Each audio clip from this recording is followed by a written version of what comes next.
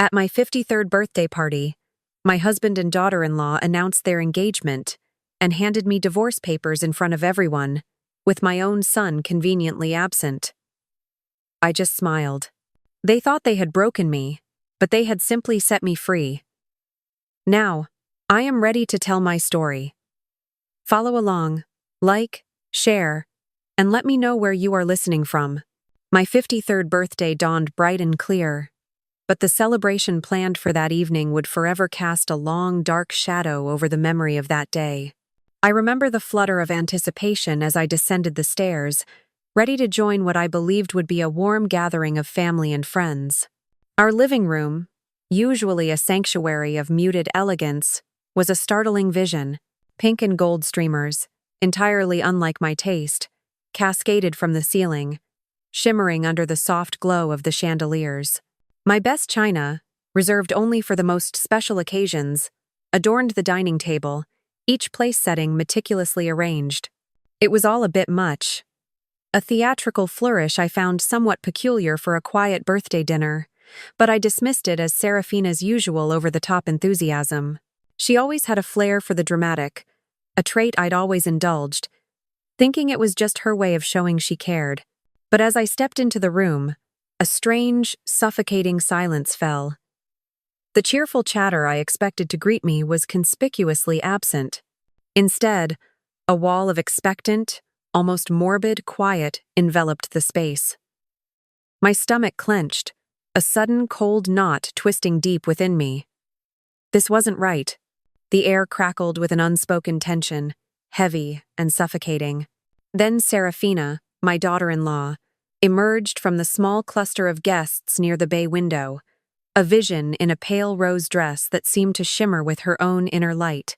She looked radiant, almost triumphant, her smile a little too wide, her eyes a little too bright.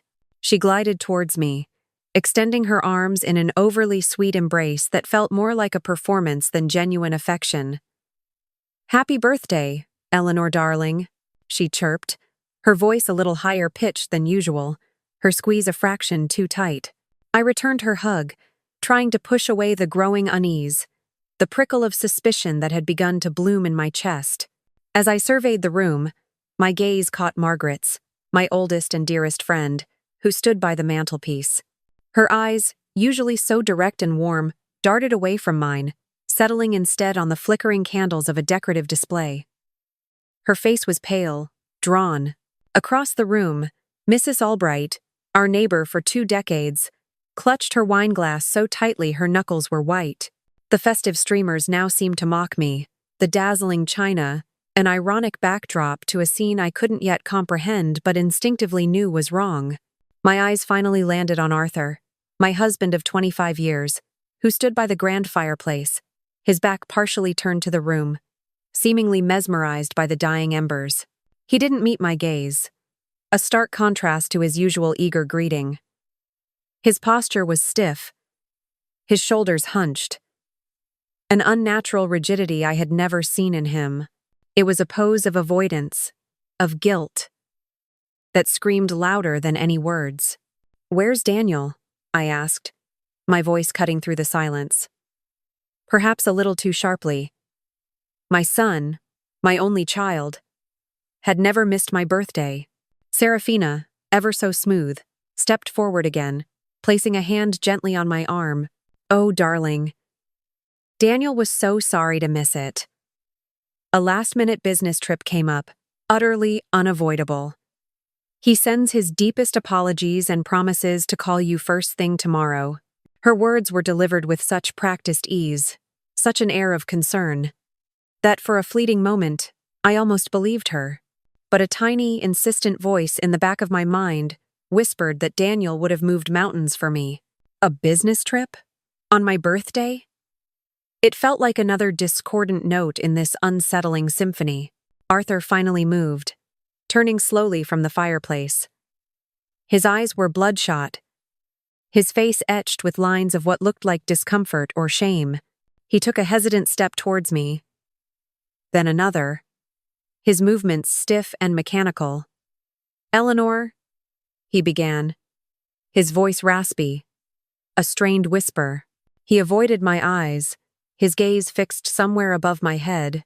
He gestured towards the dining table, not to my usual comfortable armchair at the head, but to a smaller, more isolated seat near the corner. "Come, sit." My unease intensified as I took the proffered seat, feeling exposed, like an actress on a stage. Seraphina, ever efficient, then placed a small, store-bought chocolate cake in front of me. It was a chocolate fudge cake, my favorite. But it wasn't my recipe. The one I had made for every family celebration for years. This one was perfectly round, immaculately frosted, clearly from a professional bakery.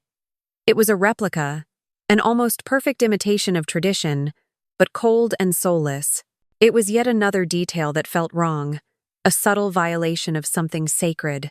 Arthur stood beside her, his hand resting on Seraphina's shoulder, a gesture that sent a jolt of icy comprehension through me. His hand trembled slightly as he opened his mouth to speak. But no words came. It was Seraphina who stepped into the breach, her voice clear and resonant, almost triumphant. She reached into her clutch bag and produced a neatly folded sheaf of papers. "Eleanor," she began, her tone devoid of its earlier sweetness, replaced by a chillingly professional calm. "Arthur and I felt it was time to be honest with you. These are the divorce papers." The words hung in the air, heavy and solid, shattering the last vestiges of my disbelief. Divorce papers. On my 53rd birthday, in front of our closest friends. It was brutal. Raw. A surgical strike designed to inflict maximum pain.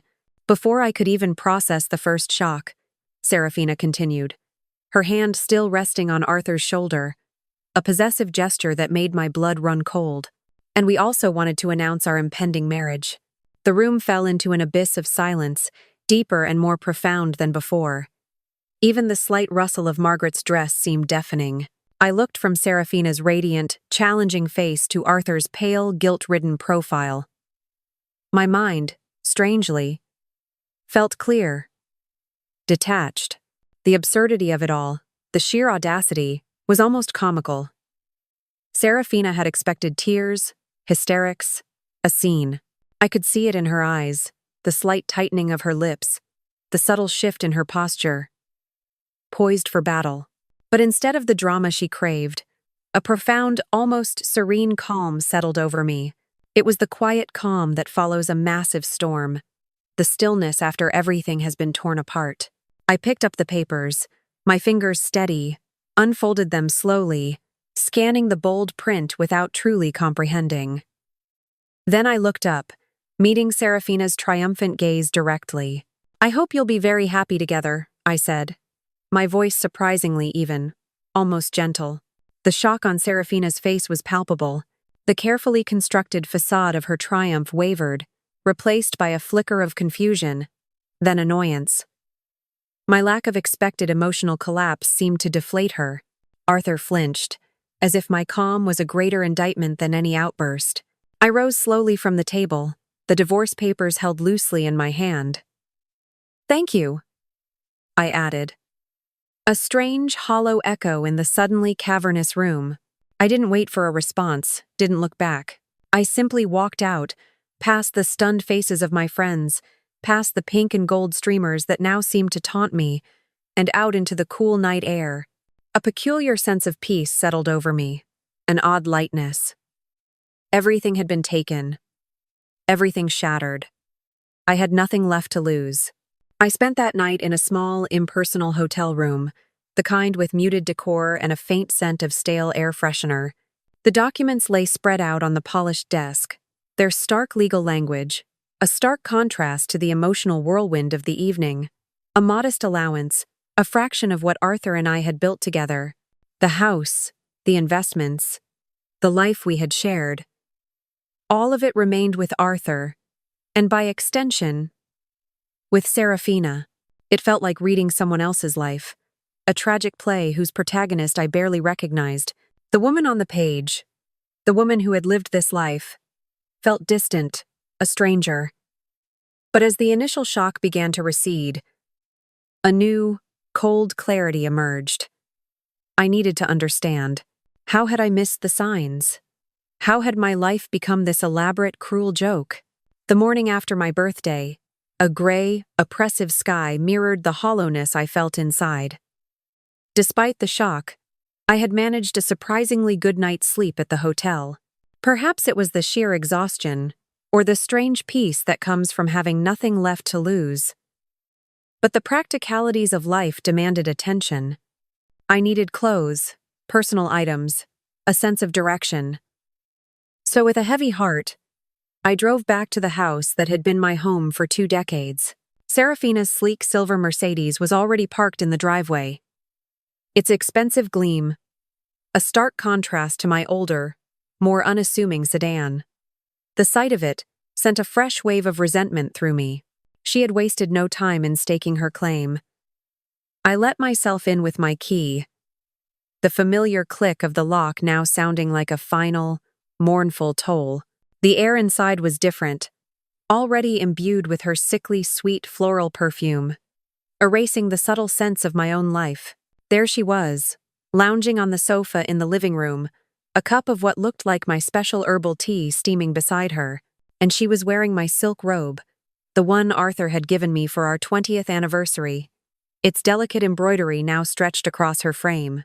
It was a calculated insult, a deliberate act of territorial marking. Her eyes, cool and assessing, met mine. "Eleanor," she said, her voice dripping with an artificial sweetness that grated on my nerves. "I wasn't expecting you so soon. I came to collect some things," I replied, my voice steady, betraying none of the turmoil churning within. I started towards the master bedroom, a room that, just yesterday, had been mine. Seraphina moved with surprising speed, intercepting me with a casual, almost languid stretch. "Oh, darling. I've already started to rearrange a few things in there. It's quite a mess, really. Why don't you make a list of what you need, and Arthur and I can have it sent over to you? It would save you the trouble." The suggestion was insidious, seemingly helpful, yet effectively barring me from my own space, my own belongings. She wanted me out, and she wanted me gone with minimal fuss. I stood there for a moment, absorbing the implication. She wasn't just taking my husband. She was systematically erasing my presence, brick by painstaking brick. I watched as she gestured vaguely towards the master suite, a dismissive wave of her hand. My gaze drifted around the living room, and I noticed the subtle shifts. My favorite antique vase was gone, replaced by a garish modern sculpture. My collection of art books had been moved from the coffee table to a lower shelf, making way for a stack of glossy fashion magazines. My life was being packed away, tidied up, made convenient for its new occupant. "Fine," I said, a cold resolve hardening my tone. "I'll go to the guest room. I have some personal files I need." It was a flimsy excuse, but it was all I could think of. I needed a moment, a place to breathe, to think. The guest room, rarely used, was thankfully still largely untouched. I walked to the old oak desk, a relic from my childhood home, and began to rifle through the papers in the top drawer, ostensibly searching for old tax documents. Behind a stack of outdated insurance policies, my fingers brushed against something unexpected. A thick manila folder. It felt out of place, heavier than it should have been. My curiosity, a dormant instinct I hadn't felt in years, flared to life. I pulled it out, my heart beginning to pound a slow, heavy rhythm against my ribs. Inside, nestled among official-looking documents, were photographs. Professional surveillance photos. My breath hitched. The images depicted Seraphina, but not the glamorous, poised woman I knew. Here she had different hair, darker, styled more provocatively. In some, she was with different men, not Daniel, not Arthur. In one particularly jarring shot, she was accepting a thick envelope of cash from a shadowy figure in a dimly lit alleyway. My mind reeled. What was this? Tucked at the very bottom, beneath the stack of unsettling photographs, was a single business card. "Sterling Investigations," it read, with a phone number and an address. This was a private investigator, And these photos, they were damning. Just as the full weight of what I was holding began to register, the door swung open. "Eleanor, darling, still here?" Seraphina's voice, now sharper, cut through my thoughts. I slammed the folder shut, my hand trembling slightly, and tried to act casual, as if I were merely organizing papers. I failed miserably. Her eyes, sharp as a hawk's, landed immediately on the folder in my hands. A flicker of something I couldn't quite decipher. Panic? Fear? Crossed her face before she smoothly recomposed herself. She leaned against the doorframe, a smirk playing on her lips. "I hope you're not dwelling on things too much, Eleanor. This thing with Arthur? It's real. Not just some fleeting romance, you know. We're meant to be." The implication was clear. Our marriage, my 25 years with Arthur, had been nothing more than a placeholder, a temporary arrangement, until her real relationship could begin. My own calm, which had sustained me through the past 24 hours, snapped. "Real," I echoed, my voice surprisingly steady, despite the rage coiling in my gut. "Is that what you call it? How long, Seraphina? How long have you been sleeping with my husband?" The words, once unthinkable, now flowed freely, raw and accusatory. Seraphina didn't flinch.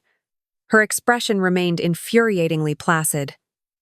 She took a sip of her tea, her gaze dismissive. "Oh, a while, darling. 2, maybe 3 years? Even before Daniel and I were married, to be honest. It was always Arthur for me." She made it sound so casual, so inevitable, as if she were discussing the weather. The admission hung in the air, a poisoned arrow striking deep. 3 years. Before her marriage to my son, the betrayal was layered, multifaceted, each revelation more sickening than the last. She waved a dismissive hand. "Honestly, Eleanor, you really don't want to dwell on the details.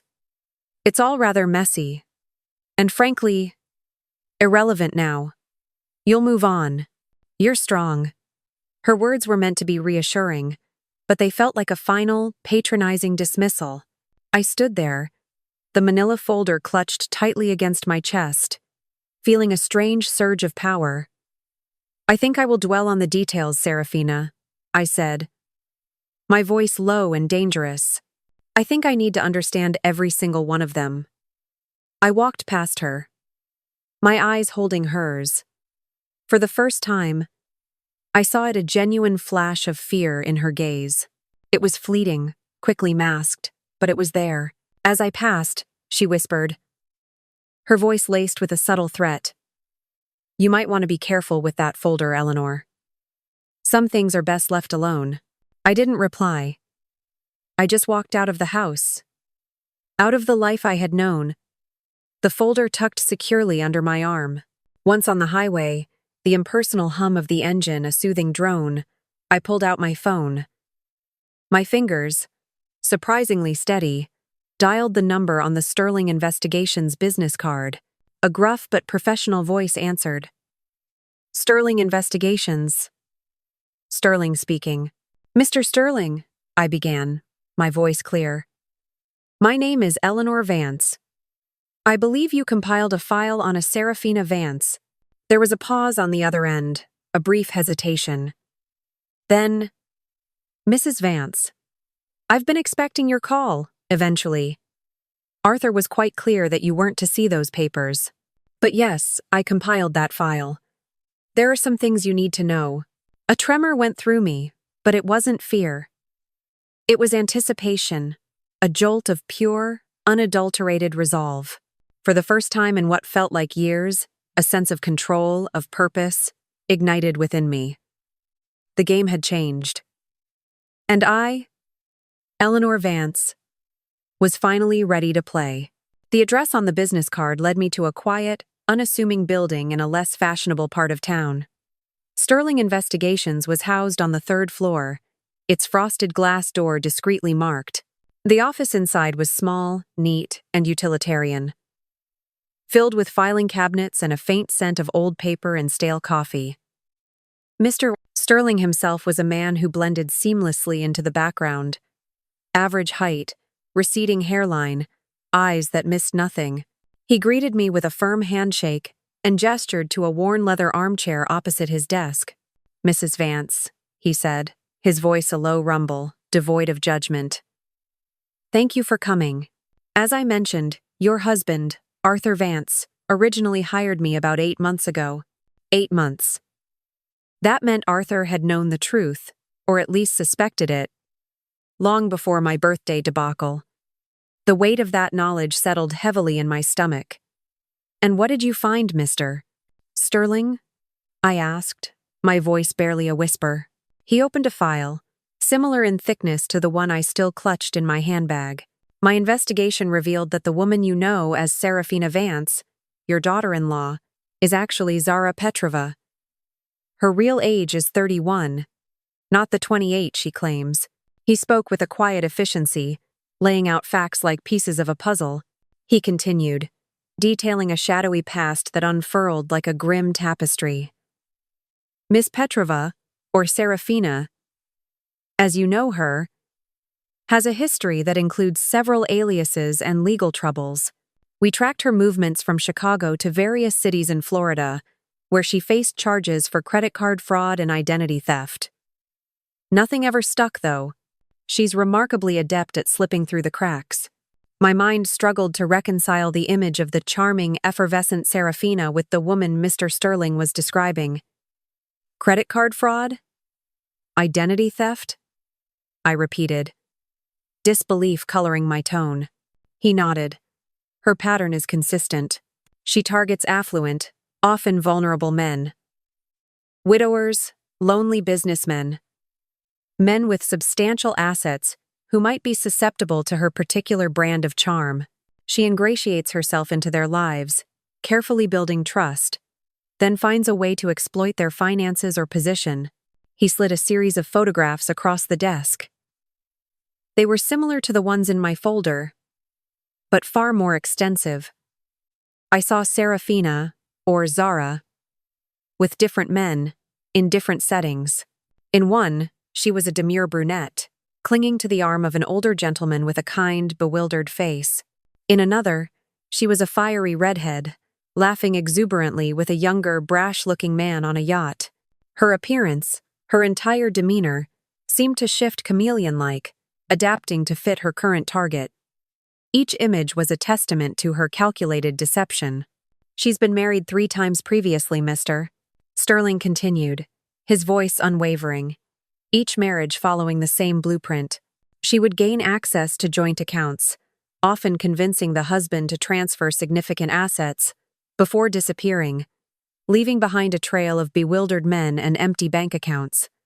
The cold, hard facts hit me like a physical blow. Daniel, my sweet, trusting son, he was just another mark.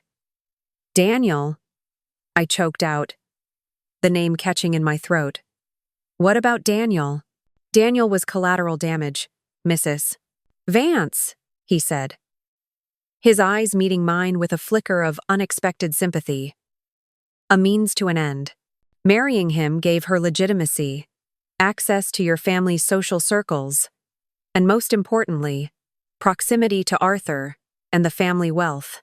She needed a respectable entry point, and Daniel, unfortunately, provided it. My vision blurred. Daniel, my son, used as a pawn in this elaborate, cruel game. The pain was excruciating, far deeper than any personal betrayal. Arthur was given the full report, complete with all these details and more, about 6 months ago, Mr. Sterling revealed, his voice dropping slightly. He chose to stop the investigation then. He said he had seen enough, that he didn't want to uncover anything further that might jeopardize his relationship with Seraphina. A fresh wave of nausea washed over me. Arthur knew. He knew the depths of her deception, her criminal past, her predatory nature, and he had still chosen her. He had chosen her over me, over his own son, over any shred of decency. He hadn't just been a victim. He had become her accomplice, a willing participant in Daniel's ruin and my public humiliation. There's more, Mr. Sterling added, pulling out another document. Miss Petrova has been making regular visits to the offices of a Mr. Roger Thorne, a highly regarded and extremely expensive divorce attorney. He paused, letting the implications sink in. Her plan, it seems, was always to divorce Daniel, but not before she had carefully positioned herself to access the Vance family assets. And that meant eliminating any obstacles to the money. Obstacle like you, Mrs. Vance. The pieces of the puzzle clicked into place with horrifying clarity. The birthday party, the public announcement, the divorce papers, the carefully constructed narrative of Arthur leaving me for Seraphina, the younger, more vibrant woman. It wasn't just a betrayal, it was a calculated maneuver. Seraphina had orchestrated the entire humiliation to establish a legal precedent, a narrative of abandonment, making it appear as if I was the discarded wife, reducing my potential claims in any future financial disputes. She wasn't just a gold digger. She was a master manipulator, a strategist with a cruel, cunning mind. Mr. Sterling leaned forward, his elbows on the desk, his gaze piercing. So, Mrs. Vance, he said, his voice gentler now. You have all the information. What is your motivation for coming to me now? What do you truly want to achieve? The question hung in the air, weighty and challenging. For a moment, I paused, searching deep within myself. Was it revenge? Was it justice?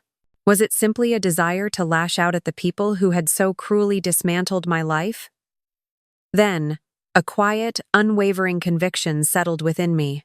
I want to ensure, I said, my voice firm, clear and steady, that Seraphina, or Zara Petrova, doesn't get away with it.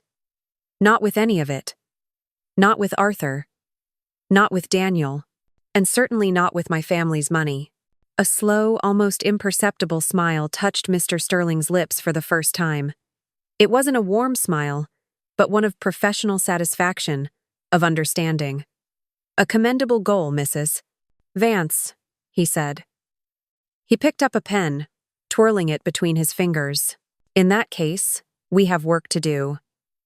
And the first step, I suggest, is to ensure your financial security. Seraphina's history shows she targets joint accounts first. We need to secure yours, immediately. The game wasn't over. It had just begun. And this time I was ready to play. The first step, Mrs. Vance, is to protect what is rightfully yours, Mr. Sterling stated, his voice calm but insistent. You still have legal rights to the funds in any joint accounts you share with Arthur. I strongly advise you to close them and transfer the money to an account solely in your name, immediately. A knot formed in my stomach. 25 years of marriage, of shared dreams and shared finances, made the thought of emptying those accounts feel like a betrayal in itself. A crossing of an invisible line I had never imagined I would breach. It felt predatory, manipulative, exactly the kind of behavior Seraphina embodied. But Arthur and I have built that together, I faltered, a vestige of my old self, the woman who believed in fairness and shared responsibility, still clinging on. Mr. Sterling's expression remained impassive. Consider it a preemptive measure, Mrs. Vance. Seraphina, or Zara, has a history of targeting liquid assets. If you don't act, she will. She's already made significant moves. He then paused, lowering his voice. My investigation also uncovered something else. Seraphina has been making a series of large, untraceable cash deposits into an offshore account over the last 6 months. Nearly $200,000. My eyes widened. Untraceable? What for? We don't have definitive proof yet, but these transactions bear the hallmarks of money laundering or other illegal activities, he explained. If we can prove it, it could completely destroy any claim she has on Arthur's assets and potentially lead to criminal charges. The game had truly changed. This wasn't just about my divorce anymore. It was about exposing a criminal.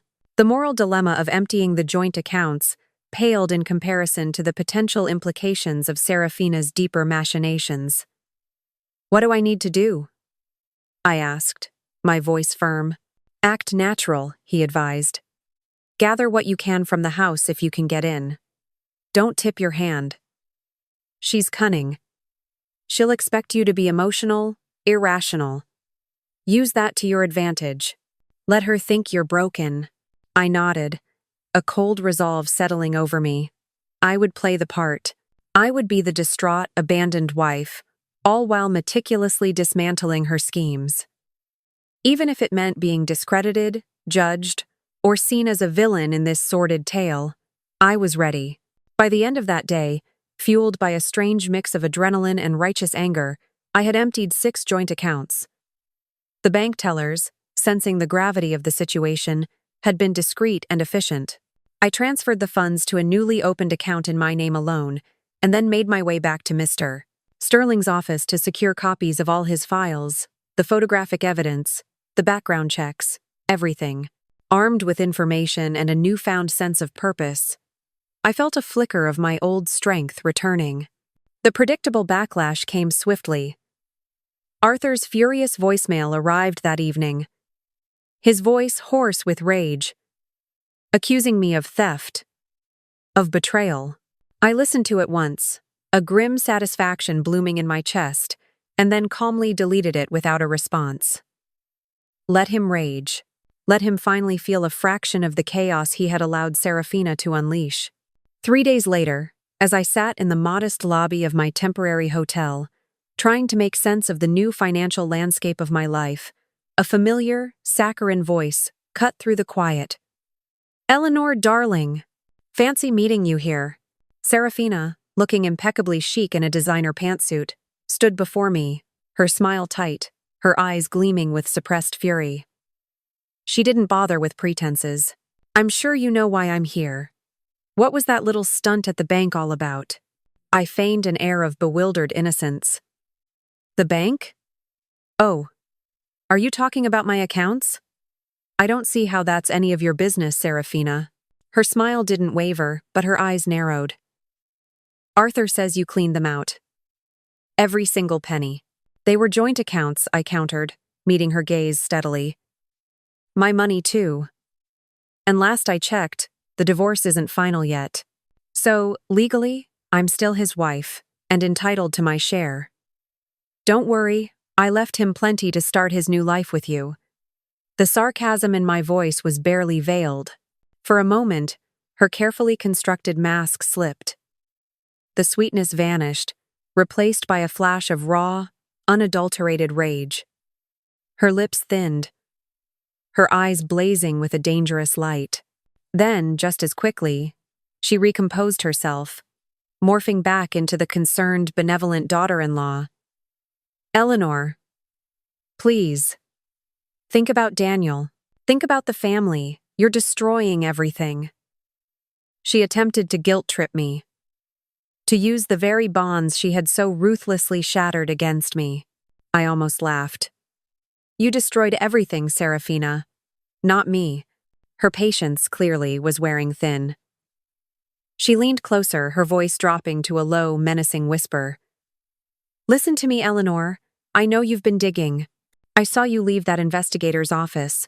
She pulled out her phone, showing me a grainy, zoomed-in photo of me walking out of Mr. Sterling's building. "Stay out of my business. You have no idea who you're dealing with." Her threat was clear, backed by the subtle menace of her words and the evidence of her own surveillance. A cold, exhilarating calm washed over me. This was it. The moment to strike. I smiled, a genuine, unsettling smile that reached my eyes. "Oh, but I think I do know, Seraphina. Or should I say, Zara Petrova." Her face went utterly blank. The color drained from her cheeks, leaving them an ashen white. Her confident posture faltered. I opened my own handbag, pulling out a printed copy of a decades-old newspaper article. It was from a Chicago paper, yellowed with age, detailing a sordid elder abuse scam involving a woman named Zara Petrova. The accompanying photo, though grainy, was unmistakably her, younger, but with the same cunning eyes.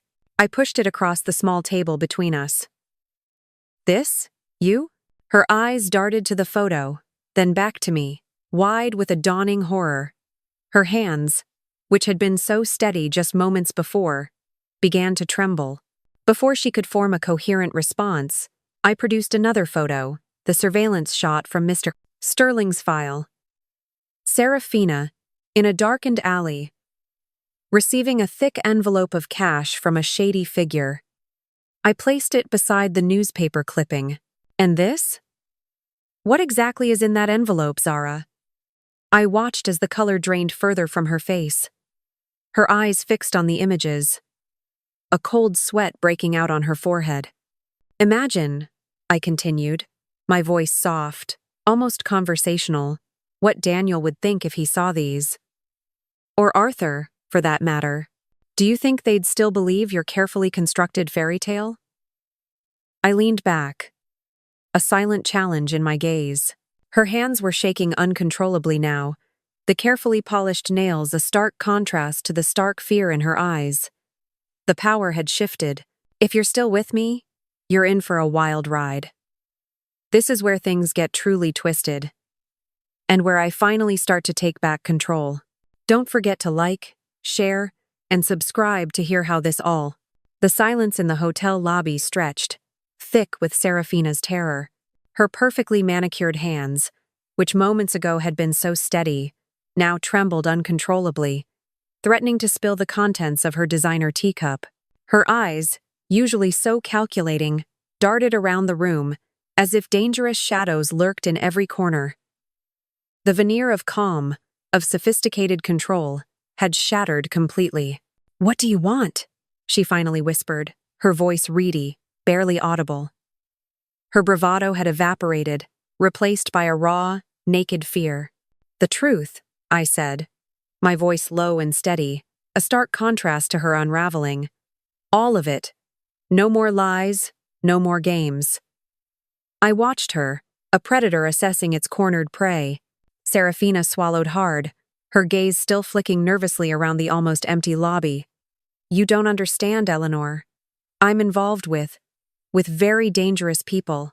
The confession was an involuntary shudder, a concession to her fear. "I'm beginning to understand," I countered, pushing the newspaper clipping and the surveillance photo closer to her. "These people you're involved with? Do they know about your lavish lifestyle? Your expensive clothes? Your Mercedes? Your plans to marry into a wealthy family?" She flinched, her eyes wide with panic. I'm in trouble, Eleanor. Deep trouble." The words tumbled out, rushed and desperate. "I'm almost $800,000 deep. Bad investments, living beyond my means." It just spiraled. Her voice cracked, a genuine tremor of vulnerability shaking her composure. "These aren't your typical creditors who just repossess a car. These are people who break legs." The brutality of her confession sent a chill down my spine. This wasn't just about money, it was about survival. A flicker of understanding, an almost perverse empathy, stirred within me, quickly quelled by the memories of her cruelty. "My plan," she continued, desperate to explain, to perhaps find a sliver of understanding, was to marry Daniel. Get in, gain legitimacy, use his position to consolidate. But then, she hesitated, her eyes flickering towards the surveillance photo of her with the envelope of cash. Then I met Arthur, and he was lonely, vulnerable, and far richer. It seemed like a better way, a quicker way out of my mess. My jaw tightened. "So you seduced my husband?" The question was laced with disgust. Seraphina scoffed, a flash of her old arrogance returning, quickly snuffed out by the encroaching fear. "Arthur seduced himself. Eleanor, he felt invisible. He complained about you, about being overlooked, unappreciated. He wanted to feel desired again." It wasn't hard. He practically threw himself at me. Her words were a cruel dagger, twisting the wound of Arthur's betrayal even deeper. He hadn't just been deceived. He had been a willing participant. His ego a gaping weakness for her to exploit. So, the plan was to divorce me, marry Arthur, and then use his assets to pay off your debts? I stated. Cutting through her pathetic justifications, she nodded, a single tear tracing a path through her perfectly applied makeup. Yes. I needed legal access. And you were an obstacle. She even managed a dismissive shrug, the casual cruelty of her words, a stark reminder of her true nature. Daniel. He was collateral damage. Young men. They get over it. The callous disregard for my son, for the boy she had married, was the final straw. Any fleeting spark of pity I might have felt for her vanished, replaced by a cold, unwavering resolve. Here's what's going to happen, Zara, I said, leaning forward, my voice firm and unwavering. You have 24 hours. You will divorce Daniel. You will break off all contact with Arthur. And you will disappear. Completely. From our lives, from this city, from everything. Her eyes widened in disbelief. 24 hours? But where would I go? What about my debts? I picked up the surveillance photo, holding it between my fingers. That's your problem, not mine. But here's what happens if you don't comply. Mr. Sterling has more photos, more evidence of your side hustles. And he's very good at finding people. Extremely good. I will make sure your dangerous creditors know exactly where to find you. I will make sure they know about your Mercedes, your designer clothes, your expensive hotel stays, and your elaborate plans to marry into money. They'll find out you've been living quite well while owing them nearly $1 million. Seraphina gasped, a horrified sound escaping her lips. You wouldn't dare, she whispered, her voice barely a breath. My gaze was unflinching. Try me. The words hung heavy in the air, a steel trap snapping shut around her. I stood up, gathering my bag, the newspaper clipping, and the photo. 24 hours, Zara. The clock starts now. I left her sitting there, a crumpled, terrified shell of the radiant woman who had walked in. As I exited the hotel, I pulled out my phone. My fingers flew across the keypad, dialing Mr. Sterling's number. Mr. Sterling, I said, my voice urgent. We need to move faster. She's deeper in with these people than we thought. And she's absolutely terrified. I've given her an ultimatum. Excellent, Mrs. Vance, he replied, his voice calm, yet with an underlying current of excitement. Tell me everything. We'll be ready. The game had truly begun, and Seraphina, the master manipulator, was now caught in her own snare. The call came at 3 a.m., jarring me from a fitful sleep. My phone glowed with Daniel's name, and a wave of trepidation washed over me. Something was wrong. His voice on the other end was frantic, laced with a raw fear I had rarely heard from him. Mom!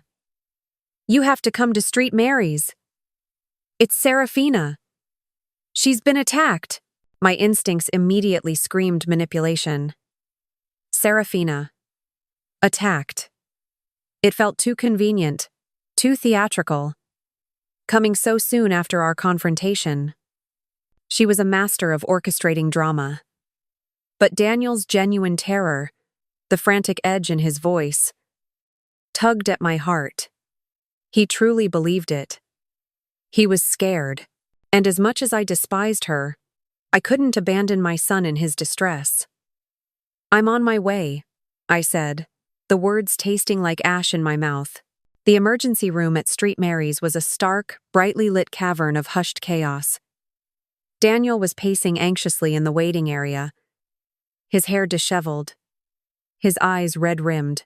He rushed towards me, clutching my arm. Mom, thank God you're here. She's got a concussion. And she's terrified. Someone broke into the house. They attacked her. His voice was choked with emotion. He led me to a private room. Seraphina lay on the hospital bed. A pristine white bandage wrapped around her head. A faint bruise blooming on her temple. She looked pale, vulnerable. A picture of fragility. Her eyes, wide and seemingly traumatized, met mine. "Eleanor," she whispered, her voice weak. "Thank you for coming. She asked to speak to you alone, Mom," Daniel said, his brow furrowed with concern. "She thinks it might be because of her past." He gave me a knowing look, implying that Seraphina had confided some vague, mysterious trouble to him, subtly planting doubt about me. I nodded, my stomach churning. As Daniel reluctantly stepped out, Seraphina's entire demeanor shifted. The victim persona evaporated, replaced by a venomous glare.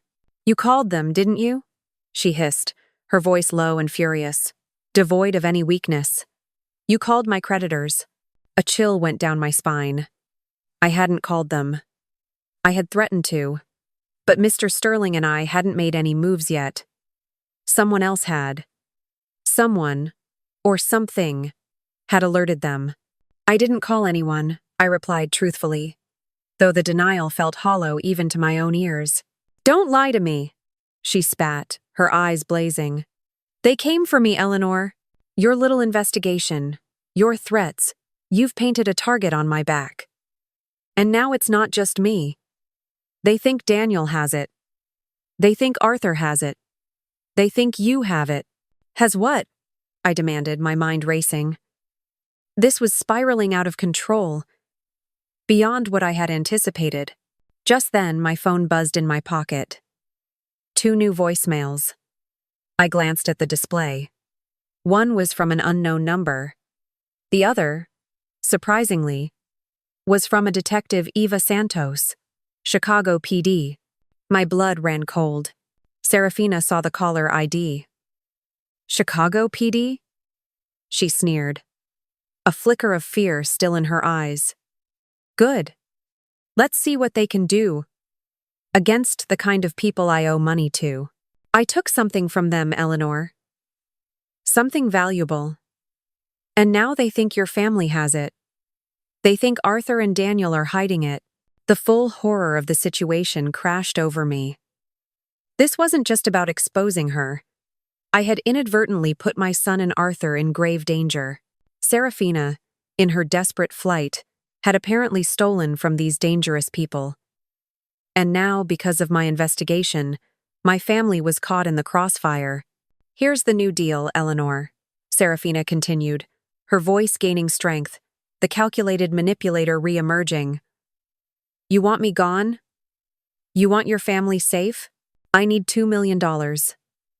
Cash. Untraceable. I disappear. And your family is out of the crosshairs. If I don't get it, I tell them everything. Where to find you, where to find Daniel, where to find Arthur. What they don't get from me, they'll take from you. $2 million. It was an impossible sum, and her audacity was breathtaking. Before I could respond, the door opened, and Daniel rushed back in, his face etched with renewed concern. Seraphina seamlessly shifted back to her victim persona, her eyes filling with tears. "Oh, Daniel, she's been threatening me. She's the one who alerted those dangerous people. She's made us all targets." Daniel's gaze, already clouded with worry, turned to me, hardening with accusation. "Mom, what have you done? Seraphina just told me you hired a private investigator to spy on us, on my wife. She says you're trying to destroy her, that you called these people who attacked her." His voice was loud, laced with fury and deep disappointment. "You're having a breakdown, Mom. A complete breakdown. Daniel, listen to me," I pleaded, my voice cracking. "She's lying. She's Zara Petrova, a con artist. She's been married 3 times. She has a criminal record. She's deep in debt to criminals, and she stole something from them. She's using you. She's using Arthur." She's been sleeping with your father for years. Even before you married her." The words tumbled out, desperate, urgent, trying to tear down the wall of his delusion. But Daniel's face contorted in disbelief and rage. "Stop it, Mom! Stop it right now! I don't believe a word of this. You're clearly unstable. You're making up these outrageous lies because you're jealous and bitter." He turned to Seraphina, pulling her gently into his arms. "Don't worry, Seraphina. I'll take you somewhere safe. Away from all of this." He glared at me, his eyes filled with a pain that ripped through me. "I'm cutting you off, Mom. I can't be around this toxic behavior. I'm taking Seraphina away. And you need to get help." And with that, he turned, gently supporting Seraphina, and led her out of the room. As they reached the door, Seraphina looked back at me, a subtle, triumphant smirk playing on her lips, her eyes cold and victorious. She had won this round, using my son against me. I was left alone in the sterile hospital room, a silent scream building in my chest. The 2 voicemails on my phone felt like a ticking time bomb. My car raced through the pre-dawn streets, the hospital's stark white lights still burning behind my eyes. Daniel's furious accusations echoed in my head, tearing at the fragile threads of my composure. I had to know. I had to confront Mr. Sterling. The speed limit became a mere suggestion as I navigated the deserted roads, a frantic desperation driving me towards his discreet office. I burst through the door of Sterling Investigations, the fluorescent lights humming overhead. Mr. Sterling, looking remarkably fresh for the hour, was already at his desk, a multitude of files spread before him. "You called them, didn't you?" I demanded, my voice raw with exhaustion and anger. "Seraphina's creditors. You contacted them, and now she says my family is in danger." He looked up, his expression calm. "No, Mrs. Vance, I did not. I've been working through the night on this case, following up on every lead. My protocols are rigorous. I would never make a move like that without your express permission." His steady denial, coupled with the clear evidence of his all-night work, gave me pause. If he hadn't, then who had? Or, more chillingly, what if Seraphina had lied? Her story about owing dangerous people $800,000 for bad investments? All of it a fabrication, Mr. Sterling continued, tapping a file. That $800,000 wasn't debt. It was money she embezzled. From a cancer charity in Chicago. Mr. Harding, the founder, discovered the theft 6 months ago and immediately contacted law enforcement. My breath hitched. "The cancer charity?" I whispered, picturing the benevolent, almost saintly Seraphina I had introduced to Daniel, the one who had volunteered at local fundraisers. "Indeed," he confirmed. "And the dangerous people she's so terrified of? They aren't mobsters, Mrs. Vance. They're the FBI. They've been looking for Zara Petrova for 6 months, ever since Mr. Harding reported the embezzlement. She's a federal fugitive. And that voicemail you received from Detective Eva Santos from Chicago PD? She's the lead investigator on the case." The revelation landed with the force of a physical blow. The pieces of Seraphina's elaborate facade crumbled, revealing an even darker truth. My fury at her deception mixed with a sickening wave of fear for Daniel. "And the attack?" I asked, a fresh wave of dread washing over me. "At the hospital?" "She has a concussion." Mr. Sterling's gaze was unwavering. "I had a contact at St. Mary's cross-reference, the intake report. Superficial contusion to the temple. Self-inflicted, designed to look like a struggle. To gain sympathy, and most importantly, to buy herself time and create chaos. To further turn Daniel against you, my heart sank. My son, caught in her web, now believing my desperate warnings were the ravings of a jealous woman. She had won. Seraphina had manipulated her way into our lives, stolen from a charity, seduced my husband, destroyed my marriage, And now she had turned my own son against me, driving him further into her clutches. "She's won," I said, the words heavy with despair. "She's taken everything." "Not yet, Mrs. Vance," Mr. Sterling interjected, his voice firm. "You didn't give her the $2 million, did you? That was her escape plan, her ultimate win. You held the line." He was right. I hadn't succumbed to her blackmail. A tiny flicker of resolve reignited within me. Mr. Sterling picked up his phone. "It's time. I'm going to call Agent Davies, the FBI contact for this case." He dialed a number, speaking in hushed, professional tones. "Agent Davies. Sterling here. I have an urgent update on Zara Petrova. Her current alias is Seraphina Vance. She's currently at Mary's Hospital, making a false report of assault, attempting to extort $2 million from the family she's infiltrated. Her husband, Daniel Vance, is with her. She's using him as a shield." As he spoke, detailing Seraphina's location and her elaborate scheme, a surreal calm settled over me. It was happening. Justice was coming, swift and undeniable. He hung up, turning back to me. "Now, Mrs. Vance, you have a choice. You can stay and be present when she's arrested, be fully vindicated, but that will undoubtedly shatter Daniel's perception of his wife in the most brutal way. Or you can let the law take its course without your direct involvement, allowing the truth to unfold more organically, giving Daniel a chance to process it on his own terms, however painful it may be." The choice was agonizing. To see Seraphina exposed, to finally have my name cleared in front of Daniel, was a powerful temptation, but the thought of his pain, his humiliation, the shattering of his world in such a public, devastating manner, was almost unbearable. I said slowly, my voice quiet. "I'll go home. Let justice do its work. Daniel, he needs time.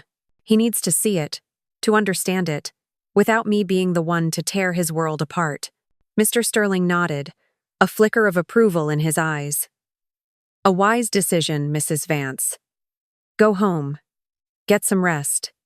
Act surprised when the news breaks.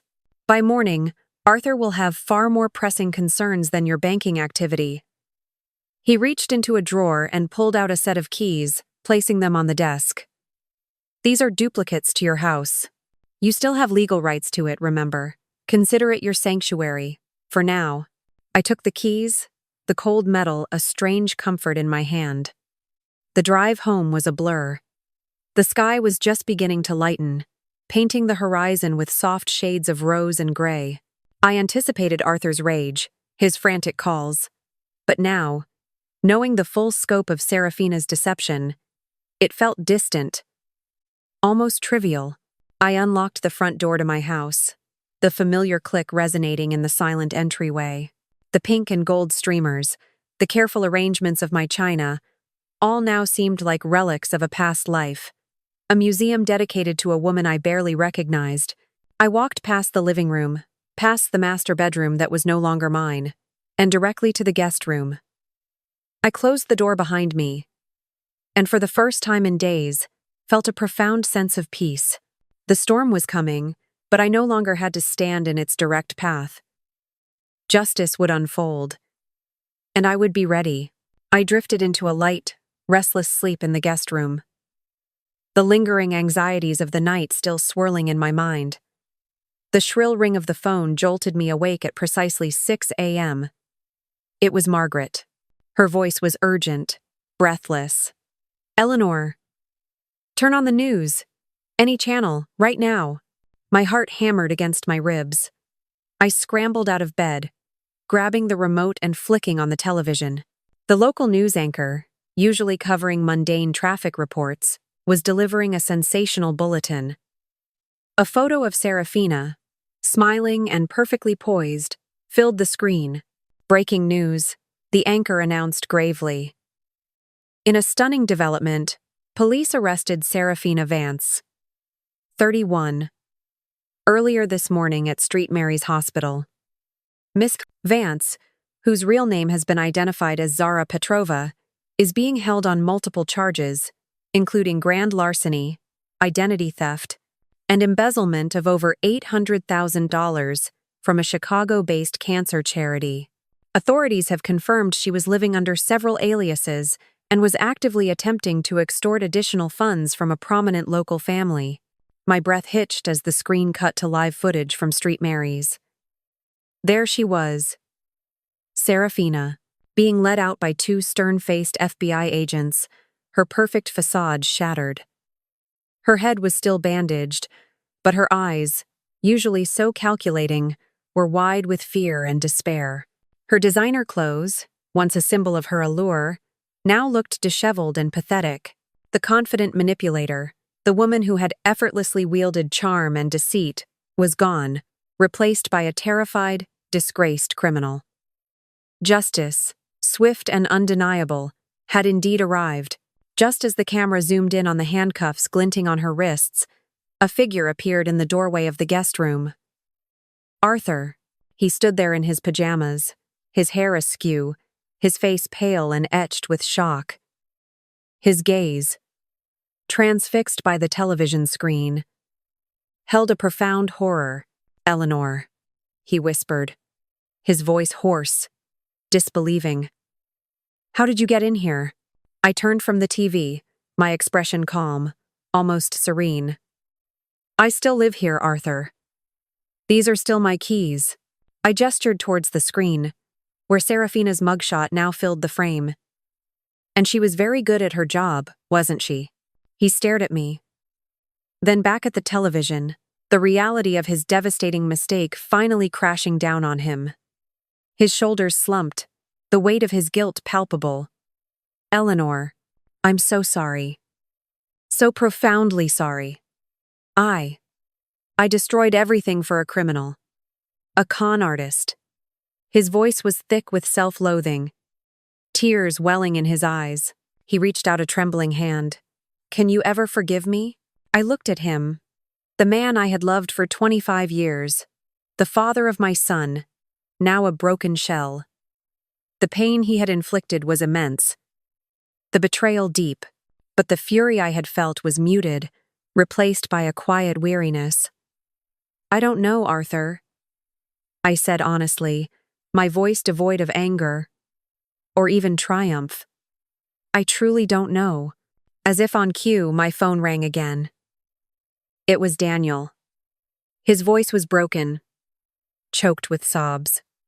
"Mom, I just saw the news. I'm so sorry. I can't believe it. I'm at the hotel. Can you please come get me?" "I'm on my way," I replied, my own voice softening.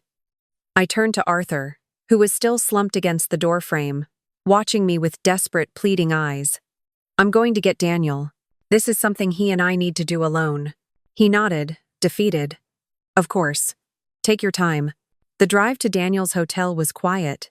When I arrived, he rushed into my arms, clinging to me as if I were his last anchor in a stormy sea. His strong frame shook with sobs, his apologies muffled against my shoulder. "Mom, I'm so sorry. For what I said, for not listening, for choosing her over you. I don't know how I could have been so blind." I held him tight, stroking his hair. "You loved her, Daniel," I explained, my voice gentle. "You thought she was your wife. You were protecting her, as any husband would. She was incredibly good at her job." We stood there for a long time, the unspoken words of forgiveness passing between us. The shared pain a strange balm. "Besides," I added, a faint smile touching my lips, she ultimately stopped herself. "That's a trick even the best con artists can't avoid." We drove back to my new apartment downtown, a bright, modern space I had quietly leased weeks ago. The silence between us in the car was no longer strained, but comfortable, a quiet space for healing to begin. We sat on the sofa, simply existing, the weight of the past few days slowly beginning to lift. 6 months later, life had found a new rhythm. My new apartment, filled with sunlight and carefully chosen pieces, felt truly my own, A sanctuary built not on shared history, but on personal choice. Daniel called me frequently.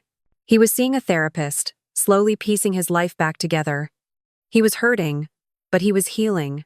"Her trial is next month, Mom," he said one evening, his voice still holding a trace of residual pain, but stronger now. "Do you think we should go?" I paused, looking out over the city lights, a vibrant tapestry of new beginnings.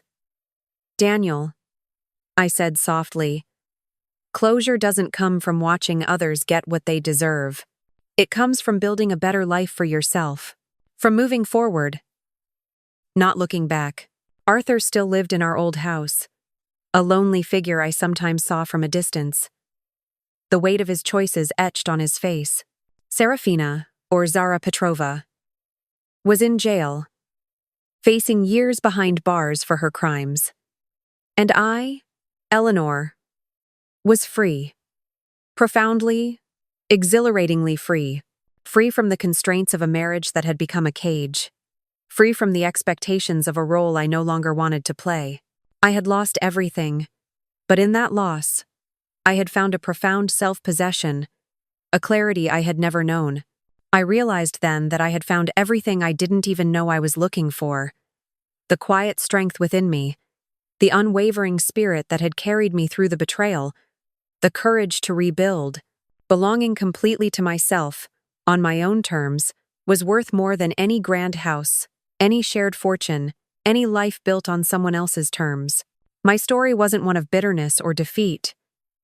It was a story of resilience, of reclaiming life, and finding the truest freedom of all.